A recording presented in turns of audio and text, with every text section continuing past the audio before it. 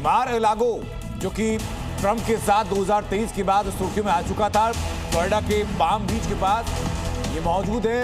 Unofficially declared residence भी Donald Trump का कहा जाता है और ये कहा जाता है कि ये विंटर व्हाइट हाउस है, वहीं पर डोनाल्ड ट्रंप मौजूद हैं। और ये एक मान्यता भी है कि जब भी डोनाल्ड ट्रंप को कोई कड़े फैसले लेने होते हैं तो वो यहीं जाते हैं। और जब डोनाल्ड ट्रंप पर हमला हुआ था तब भी वो यहीं पर एक रैली को संबोधित कर रहे थे।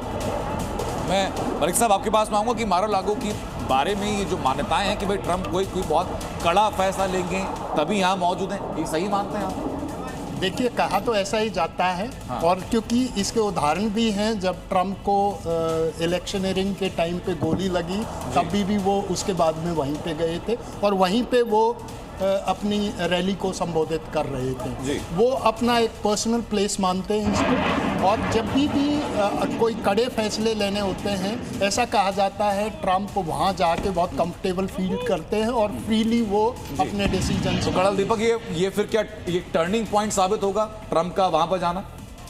देखिए, मुझे नहीं लगता कि ऐसा, मैं सहमत हूँ मलिक साहब जो कह रहे हैं, क्योंकि देखिए ये सब जो है इन सब चीज़ों को स्पिन मीडिया देता है जी। हालांकि मारे लागों में उनको वो सब फैसिलिटीज शायद ना हो जो कि उनको व्हाइट हाउस या ओवल ऑफिस में होंगी, उनके व्हाइट हाउस कहा जाता है जी।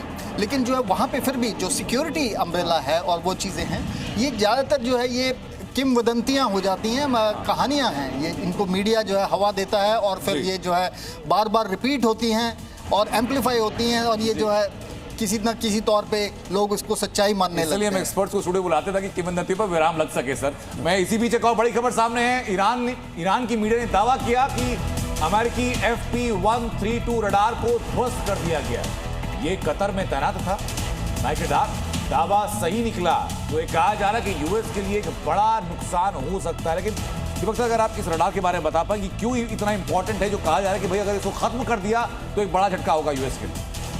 देखिए, जितने भी रडार्स होते हैं जी, वो उनका एक पूरे ऑपरेशनल प्लानिंग में, ऑपरेशनल रोल में सबका एक अहम हिस्सा होता है। एक क्रिटिकल इक्विपमेंट है रडार, कोई भी रडार हो चाहे किसी प्रकार का, चाहे वो एयर डिफेंस रडार है या सर्वेलेंस रडार है जी, उसका एक अपना अहम रोल होता है। लेकिन मैं साथ में ये भी बताना चाहूँगा कि बहुत बड़ा इसको धक्का अमेरिका के लिए नहीं मान सकते, क्योंकि अमेरिका के पास मिलिट्री साजो सामान की कोई कमी नहीं है। उनके पास बहुत सारे रिजर्व्स होते हैं और लड़ाई के हालात में जब हम लड़ाई की प्लानिंग करते हैं तो हम ये सब केटर करते चलते हैं। लॉन्ग रेंज बैलिस्टिक मिसाइल के लिए वार्निंग सिस्टम का काम करता है। ऐसे वक्त में जबकि ईरान लगातार मिसाइल पर मिसाइल दाग रहा है, ऐसे वक्त में अगर वार्निंग सिस्टम आपका ठप पड़ जाता है तो नुकसान की संभावना बढ़ जाती है। देखिए, जब भी ballistic missile defence systems deploy किए जाते हैं तो कई सारे जो है रडार्स होते हैं। एक ही रडार सिर्फ नहीं होता है, कई सारे रडार्स होते हैं।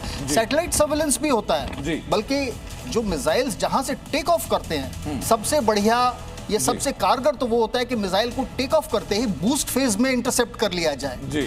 उसके लिए रडार्स कई बार काम नहीं कर पाते। सिस्टम होता है सर, कितना भी मजबूत आपका एयर डिफेंस सिस्टम, उसमें लीकेज होती है। कोई भी ballistic missile defence system damage बड़ा होगा। कोई भी ballistic missile defence system 100% interception guarantee नहीं करता। ठीक है सर, मैं लौट रहा हूं आपके पास में। कंपैरिजन दर्शकों को दिखा देता हूं कि ईरान वर्सेस इजराइल के बारे में जो कहा जा रहा है कि भाई ये जो जंग का आगाज है दोनों देशों की इस वक्त पर मसल पावर की हैसियत दोनों के बीच में क्या है, तो आप जरा देखिए कि थल सेना की ताकत, जो कि अभी संभावनाएं बहुत कम है कि ग्राउंड फोर्सेस एक्टिव होंगी, लेकिन जो संख्या है वो ईरान इजराइल की दोनों के आपके सामने है।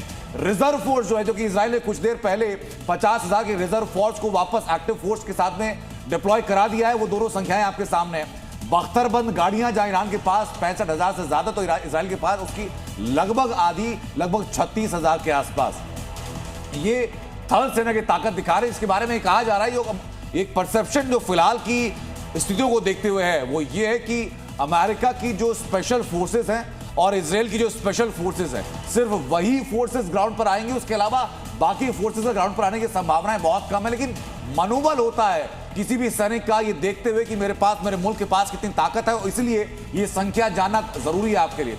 एयरफोर्स की ताकत की बात कीजिए तो ईरान के पास 188 फाइटर जेट है और इजराइल के पास 240 फाइटर जेट। ईरान के पास 13 अटैक हेलीकॉप्टर है तो इजराइल के पास 48 अटैक हेलीकॉप्टर।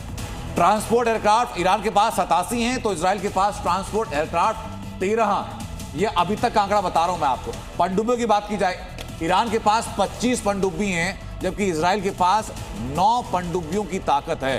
ईरान के पास 7 युद्धपोत है, इजराइल के पास कोई युद्धपोत नहीं। इसलिए जेराल्ड एस फोर्ड को डिप्लॉय किया गया अमेरिका के द्वारा भूमध्य सागर।